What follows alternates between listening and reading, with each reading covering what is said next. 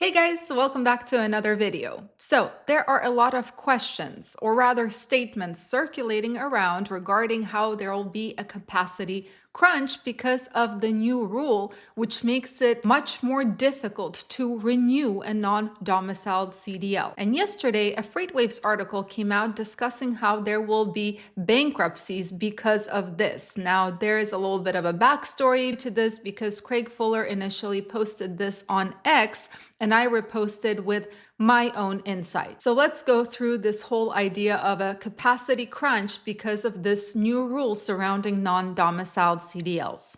Ready? Let's go. So yesterday, I was very humbled to find out that my X post would be quoted in this FreightWaves article. And this is because of my insight into some companies, because I am bilingual. So let's go through the backstory. Yesterday, Craig Fuller posted on X that there's going to be a surge in bankruptcies over the next year. And the reason for this was that folks who hired non-domiciled CDL holders to be able to get away with cheap labor are no longer going to be able to find that cheap labor in American drivers. Now, those of you who have been with me on this channel for a while, you know that a few months ago, there was a video that I made regarding Eastern European companies and how they are reacting to this English language proficiency enforcement. I got a lot of slack for that video because of my neutrality. And fortunately or unfortunately, I am bilingual, so I have insight into how some of these companies operate. Not all, but some of them. So when Craig Fuller made this post, I decided to repost it and give some of the insight that I have. Yes, there will be bankruptcies that will happen, but it's not only because of the cheap labor, because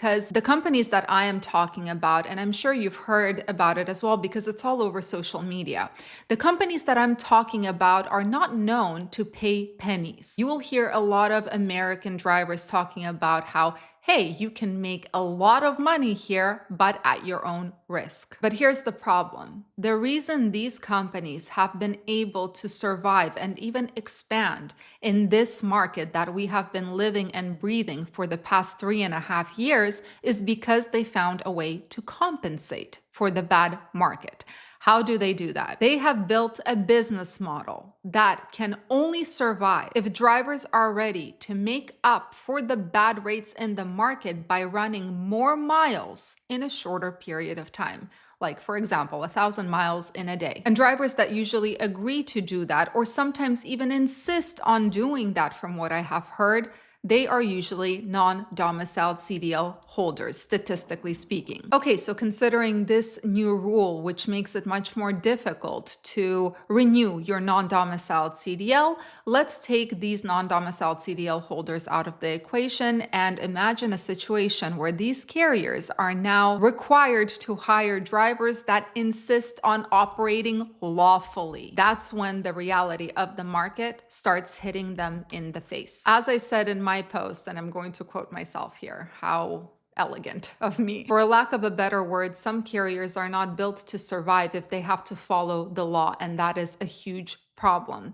Now, why is this a problem? Because it affects everybody. I'm seeing more and more loads posted on the load board where the delivery times are crazy. I mean, it's a team load, but when you call the broker, they tell you, no, we're paying for a strong solo. The rate is crap. And when you ask them, how am I supposed to make 980 miles by tomorrow morning? Their response is, well, other drivers do it, and we have been asked multiple times to change the delivery time to earlier. So yes, I do agree that bankruptcies will absolutely happen. And in certain cases, it will be because certain companies rely on cheap labor. But in other cases, it's going to be because certain carriers will no longer have the ability to compensate for a bad market. Now, does that mean that all of these carriers or all of these non-domiciled CDL holders are going to exit the trucking industry?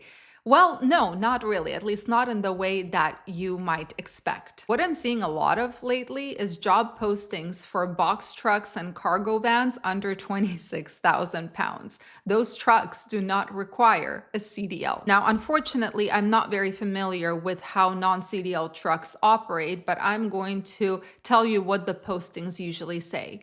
no CDL, no logbook, no inspections, no language checks, ELP, no need to go to weigh stations. Now, when I posted this on X saying that it looks like capacity is just going to go to another niche, one person said that the job posting has very misleading information. And he said anything on the road is subject to inspections. If it has air brakes, it requires an endorsement. If it's an apportioned tag or even an interstate weighted tag, it's subject to an inspection. Yet the job posting clearly states no inspections, no weigh stations, no language checks, no CDL, no logbook. Interesting, huh? And I'd be curious to hear what you guys have to say about this because, again, I'm not familiar with how these non-CDL trucks and vehicles operate. But the point is, it looks like a lot of that capacity is not going to exit the industry. It's just going to relocate to another sector of trucking. So yeah, guys, I'm curious about your opinion on these non-CDL truck job posts. I'm curious to hear what you think will happen with these